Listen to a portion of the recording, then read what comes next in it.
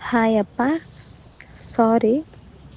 ಈಗ ಆಲ್ರೆಡಿ 2 ದಿನದಿಂದ ಹವ್ಯಕ ಗ್ರೂಪಲ್ಲಿ ಮತ್ತು ಬೇರೆ ಬೇರೆ ಗ್ರೂಪಲ್ಲಿ ನರಹರಿ ದೀಕ್ಷಿತ್ ಸರ್ನ ಬಗ್ಗೆ ಮತ್ತು ನನ್ನ ಬಗ್ಗೆ ಎಲ್ಲ ಆಡಿಯೋ ಮೆಸೇಜ್ ಮೂಲಕ ನಿಮಗೆ ಕಳಿಸುತ್ತಾ ಇದ್ದಿ.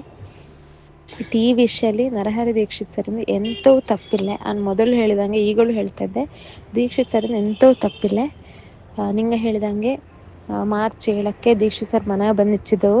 ಈ ವಿಷಯ ಬಗ್ಗೆ ಮಾತಾಡಿದೆವು. ಅಂಬಾಗ ನಾನು ಅವರ ಎದುರೇ ಮತ್ತು ನಿಂಗಳೆದುರೇ ಎನಗೆ ಅಭಿ ಇಷ್ಟಾಳಿಯೇ ಹೇಳಿದ್ದದು.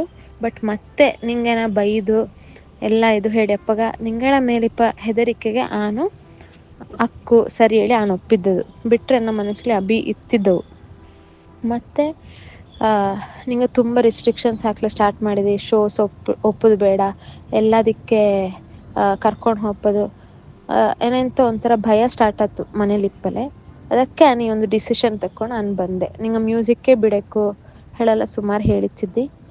ಅದಕ್ಕೆ ನನಗೆ ಹೆದರಿಕೆ ಆಗಿ ನಾನು ಮನೆ ಬಿಟ್ಟು ಬಂದೆ. ಅದು ಬಿಟ್ಟರೆ ದೀಕ್ಷಿತ್ ಸರ್ ಯಾವುದೇ ಥರದ ಒತ್ತಾಯ ಎಂಥವು ಮಾಡಿದ್ದೆ ಇಲ್ಲ. ಆ್ಯಂಡ್ ಮದುವೆಪ್ಪ ದಿನವೂ ಕೂಡ ದೀಕ್ಷಿತ್ ಸರಿಂಗೆ ಗೊತ್ತಿತ್ತಿಲ್ಲ. ನಾನು ಫೋನ್ ಮಾಡಿ ಈ ಜಾಗಕ್ಕೆ ಬನ್ನಿ ಹೇಳಿದ್ದಕ್ಕೆ ಅವು ನಾರ್ಮಲ್ ಮೀಟ್ ಅಪ್ಪಂಗೆ ಅವು ಬಂದಿತ್ತಿದ್ದವು. ಮತ್ತು ಅಲ್ಲಿ ಮದುವೆ ಇದು ಕಂಡು ಅವರ ಹತ್ರ ರಿಕ್ವೆಸ್ಟ್ ಮಾಡಿಂಡೆ, ಬೇಡಿಕೊಂಡದಕ್ಕೆ ಅವು ಬಂದು ಎನಗೂ ಅಭಿಸರಿಂಗೂ ಆಶೀರ್ವಾದ ಮಾಡಿದೆವು. ಅದು ಬಿಟ್ಟರೆ ನರಹರಿ ದೀಕ್ಷಿತ್ ಸರಿಂಗೂ ಎಂಗಳ ಮದುವೆಗೂ ಯಾವುದೇ ಥರದ ಸಂಬಂಧ ಇಲ್ಲೇ. ಅವು ಎಂಥವು ತಪ್ಪು ಮಾಡಿದ್ದ ಇಲ್ಲೇ.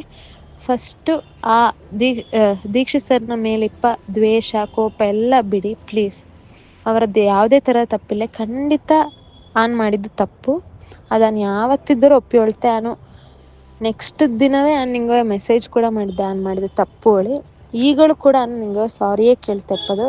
ಸಾಧ್ಯವಾದರೆ ಎಂಗಳ ಕ್ಷಮಿಸಿ, ಪ್ಲೀಸ್ ಕ್ಷಮಿಸಿ, ಪ್ಲೀಸ್ ಕ್ಷಮಿಸಿ. ಸಾರಿ.